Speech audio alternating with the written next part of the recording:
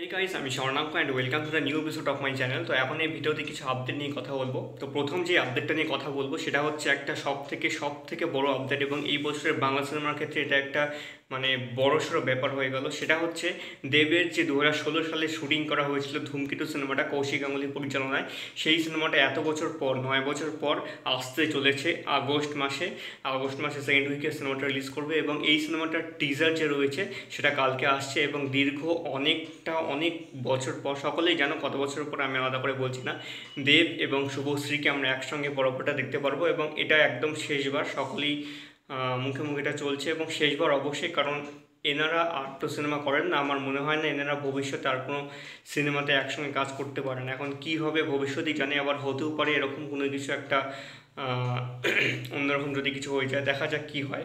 তো এই মুহূর্তে দেবের ধূমকেতু সিনেমার টিজার কালকে আসছে, এবং যেটা ডাক মিডিয়া মানে রানা সরকার এবং দেব এন্টারটেইনমেন্ট ভেঞ্চার্স মানে দেব অধিকার, এরা দুজনে একসঙ্গে প্রডিউস করেছেন। তো এটা ছিল প্রথম আপডেট। দ্বিতীয় আপডেট হচ্ছে থালাপতি বিজয়, যার লাস্ট সিনেমা যেটার নাম হচ্ছে জননায়কন, যেটা রিলিজ করবে হচ্ছে আগামী বছর জানুয়ারি মাসে, মানে 2026 জানুয়ারি মাসে 9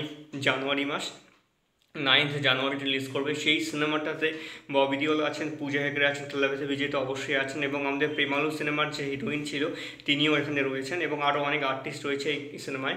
এবং কেভিএন প্রোডাকশনস তারা এই সিনেমাটা প্রডিউস করতে চলেছেন।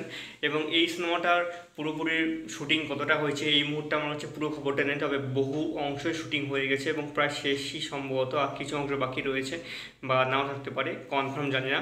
তো এই সিনেমাটার একটা টিজার বলতে পারবো না, ক্যারেক্টার ইন্ট্রোডাকশন এরকম কিছু একটা ভিডিও তারা রিলিজ করেছে, ফার্স্ট রোড এই টাইটেল দিয়ে।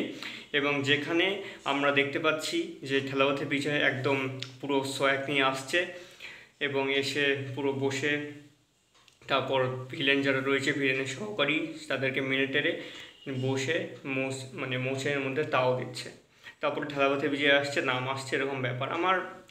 আমি ভেবেছিলাম হয়তো বেশ কিছু ক্যারেক্টারগুলো নিয়ে একটা কিছু দেখাবে, কিন্তু সেরকম দেখানো, তাই মনটা একটু খারাপ হয়ে গেল, কারণ আমাদের এক্সপেকটেশন যে সবসময় বেশি থাকে সেই নিয়ে হচ্ছে আমাদের কথা।